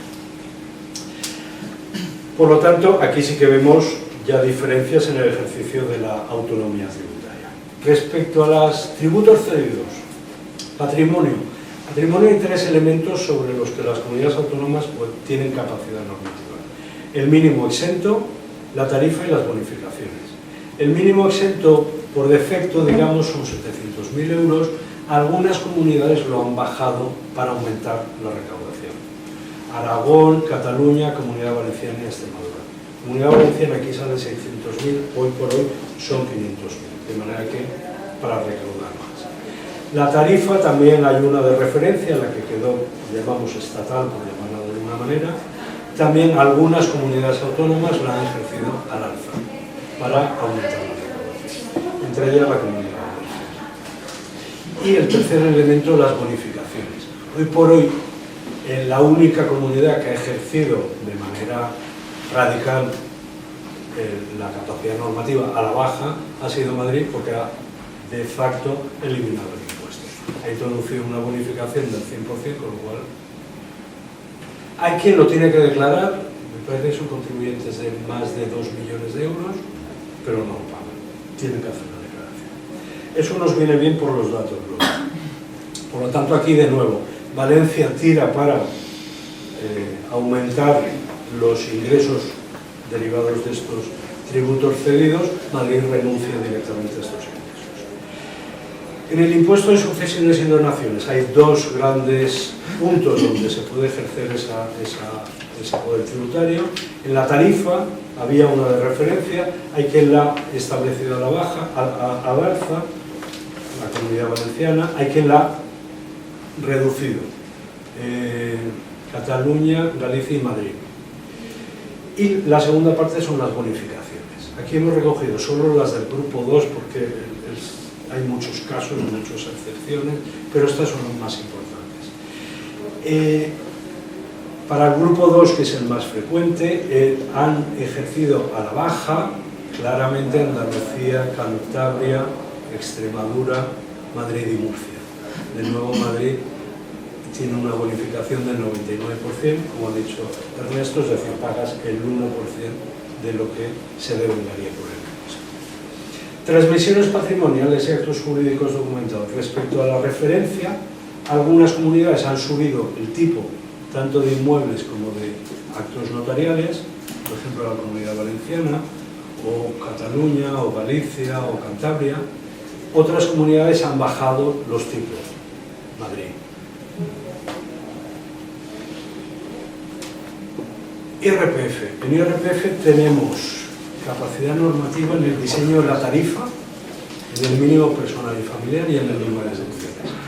Diseño de la tarifa, de nuevo, tomando la estatal como referencia, muchas comunidades la han aumentado, creo que la Comunidad Valenciana, algunas la han disminuido, Castilla, León y Madrid. Ahí tenéis el tipo mínimo y el máximo como una primera orientación de qué nivel tiene. la Comunidad Valenciana probablemente este año el tipo marginal máximo pase del 25,5 al 29,5. De nuevo la aumenta. Luego el mínimo personal y familiar también se puede modificar hasta en un 10%, si no me equivoco. Casi todas lo han dejado inalterado, el del estatal. Algunas lo han subido. Baleares, Madrid y La Rioja. Subir el mínimo personal quiere decir pagar menos impuestos. Porque esto resta. Y el número de deducciones, aquí sí que Comunidad Valenciana somos los campeones. 17 deducciones. Están en el artículo 4 de una ley del año 2007 y cada deducción tiene una letra y ya usamos como las matrículas. Hemos acabado el abecedario y ya va la deducción AA, la AB, en eso.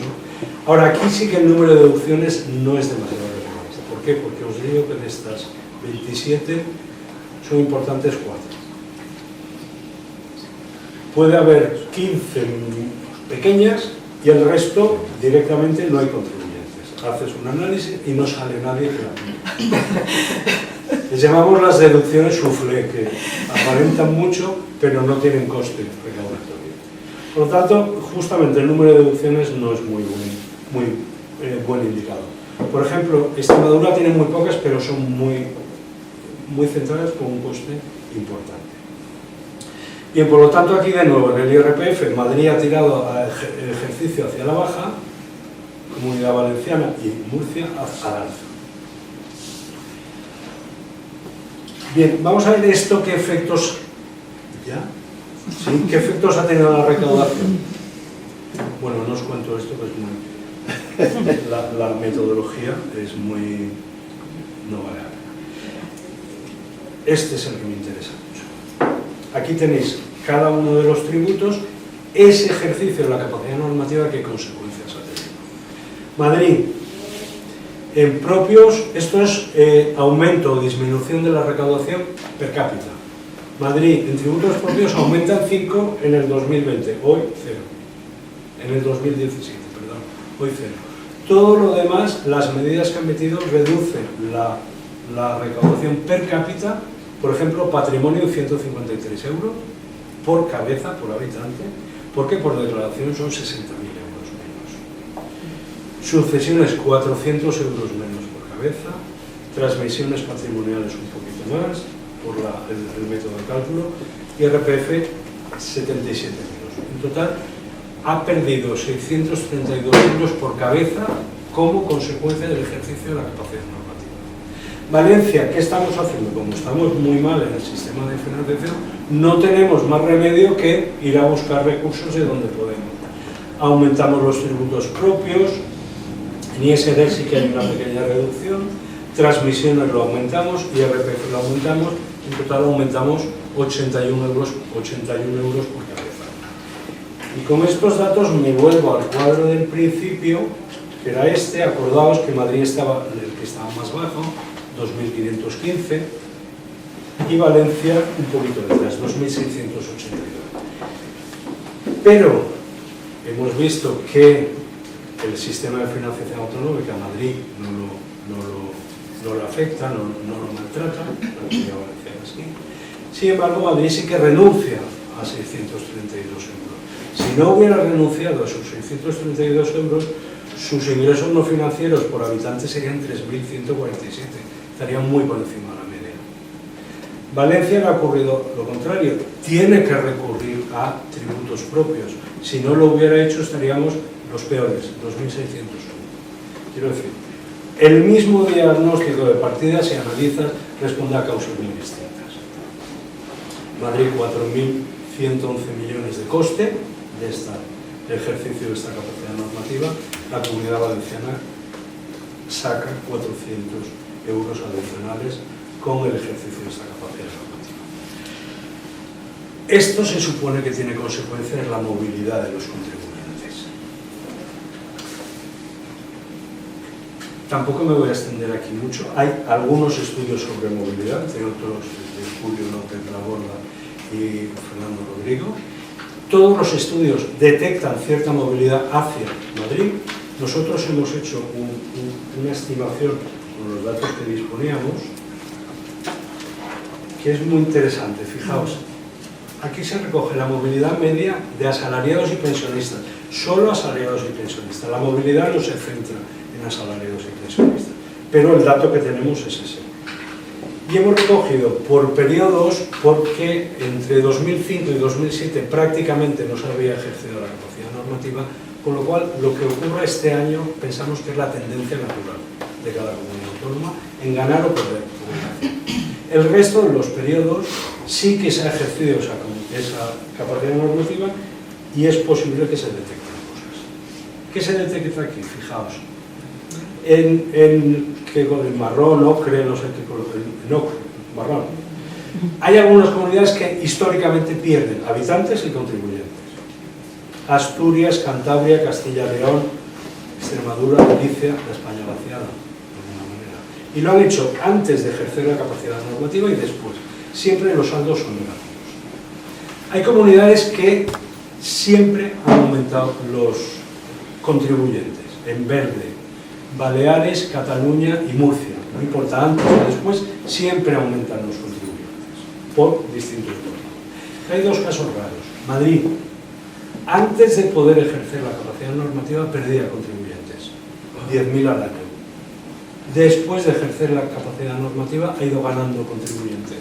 Primero poquito, 1.000, y luego ya a ritmos muy importantes, más que a recuperar lo que ha perdido. Y es un patrón raro para lo que comentábamos antes.